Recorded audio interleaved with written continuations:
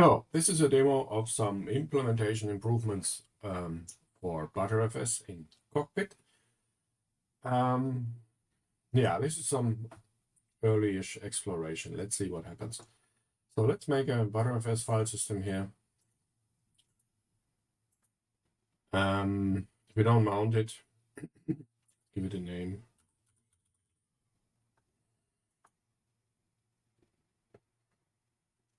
So, sorry. So that's your btrfs file system. The root volume is not mounted.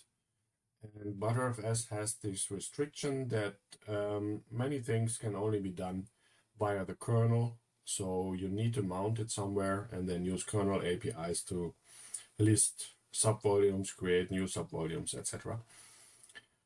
So that means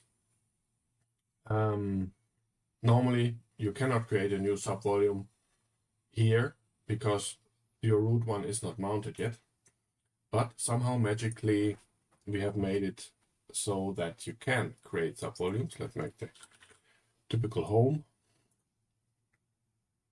That actually works, and we can also list all the subvolumes without it being mounted. And the trick is, of course, that it is in fact mounted in the background. If you write find mount, you see that this btrfs file system is mounted somewhere deep in varlib cockpit btrfs. And Cockpit does it just to be able to use the kernel APIs to modify it and to list it. And we try to do it in a polite way, so it's not being mounted and unmounted all the time when the Cockpit wants to work on it, but it is only mounted once as soon as it appears and as long as it's necessary. And yeah, what else? Yeah, we can make more subvolumes, of course. Maybe not so interesting, obviously. And then we can also delete the subvolumes again. And this is all using now this secret mount point in the background. If you do mount it, which is probably the normal situation for btrfs file systems, then this special mount will disappear automatically. So Cockpit also treats this now as a foreign mount that shouldn't be there when you mount it somewhere else. So this is old Cockpit behavior. And I think we should never ever mention this in the UI. So we will probably omit this information here, but I left it in for now so that you can see what will actually happen. So Cockpit will unmount this and mount it in this place again instead. So now it's mounted here. And of course you can continue to create subvolumes here.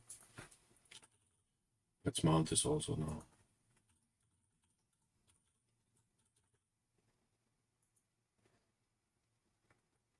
So, and if we check the terminal, now the secret mount is no longer necessary and has been removed.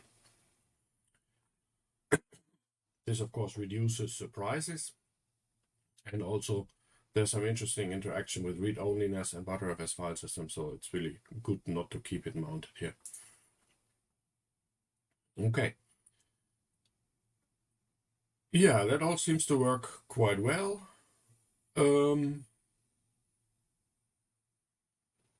What else can we do? We can maybe, there's one hole in the current implementation which we could fill somehow, which is if we now unmount the top one. Come on. Yeah. So now again, there is no secret mount necessary because one mount point is enough to list all the subvolumes, but it means now you cannot create new top level ones because you can only create stuff under this thing that is mounted here. And I think that's surprising and hard to explain, so we should probably make it so that in this case we will get the extra mount temporarily here. And, yeah, I kind of overlooked the situation before making the demo, and I thought I would just go ahead anyway. So that should go away. And then let's unmount this as well. So now you can create subvolumes everywhere because the secret mount is back. There it is. But now let's say you are on the command line and you don't know about what Cockpit is doing, but you find this mount point and it really irritates you and it prevents you from doing stuff. So now you just go ahead and you unmount it. And then Cockpit will not fight you. It will not put it back. And these things are now unmounted. And as a consequence, there's no way now anymore to create subvolumes. So you get the disabled entry here again. So all this logic will probably need to remain there.